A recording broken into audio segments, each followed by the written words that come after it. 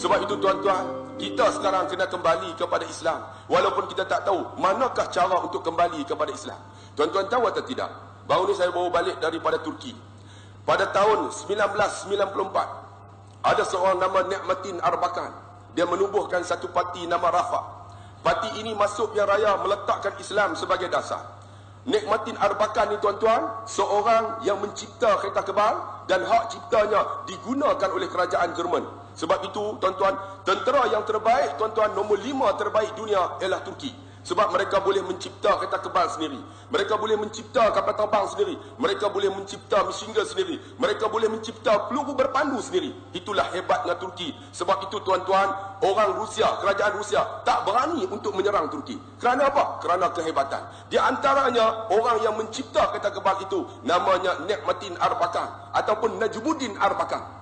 Dia menubuhkan satu parti nama Refah. Dia masuk pilihan raya dengan izin Allah tuan-tuan. Pada ketika itu menang satu daripada majlis bandaran. Majlis bandaran itu ialah Majlis Istanbul. Istanbul itu dilantiklah daripada seorang parti Refah. Namanya Recep Tayyip Erdogan. Recep Tayyip Erdogan tuan-tuan memerintah hanya satu daripada majlis bandaran. Macam Kelantan lah contoh. Ataupun Terengganu. Ataupun Pulau Pinang. Merintah satu saja. Dengan izin Allah, Recep Tayyip Erdogan ini meletakkan Islam sebagai matlamat hidup. Di antaranya apa? Isterinya tutup aurat dalam keadaan elok. Anak-anaknya semua menutup aurat. Dan di antaranya, ia melaksanakan apa yang mampu untuk meletak Islam sebagai dasar. Alhamdulillah, pada ketika itu, dia meletakkan Islam sebagai dasar, tidak berlaku rasuah. Bila tidak berlaku rasuah, Alhamdulillah, dia telah menyelesaikan peparitan di Istanbul. Mereka tengok bagaimana Recep Tayyip Erdogan merintah Istanbul dalam keadaan cukup aman dan tenteram. Dan berlaku kemakmuran di Istanbul saja.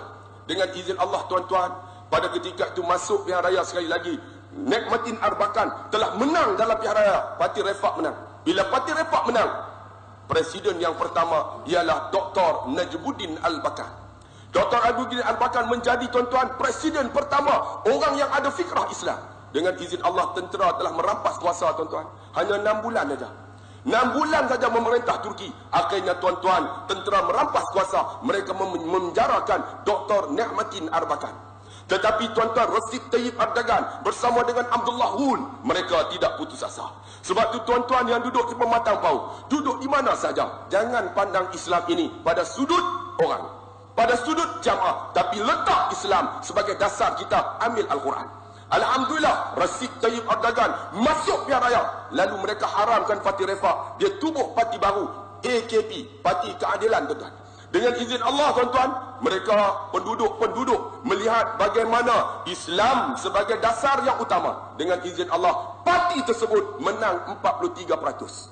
Bila menang tuan-tuan, presiden yang pertama ialah Abdullah Gül. Perdana Menteri yang pertama ialah Recep Tayyip Erdogan. Alhamdulillah, kalau tuan-tuan pergi sekarang ke Turki, negara yang hebat di Eropah, di antaranya Turki. Kerana apa? Kerana ramai di kalangan pelancong-pelancong datang, termasuk dengan orang Malaysia. Recep Tayyip Erdogan tuan-tuan, pada tahun lepas, masuk pilihan raya sekali lagi. Dengan izin Allah tuan-tuan, Recep Tayyip Erdogan dengan partinya Keadilan menang 57%. Dengan izin Allah tuan-tuan, dia menjadi presiden pertama yang ada fikrah Islam untuk melaksanakan hukum Allah di Turki. Alhamdulillah, Turki makmur. Turki hebat. Turki tuan-tuan, sekarang ni orang buka minda untuk melawat Turki. Kerana apa tuan-tuan? Kerana Islam. Sebab tu saya nak bagi tahu tuan-tuan, apa yang kita buat tetap Islam. Tidak, tak boleh selesai. Sebab apa? Islam dia adil. Islam dia menyelesaikan masalah. Islam cukup harmoni.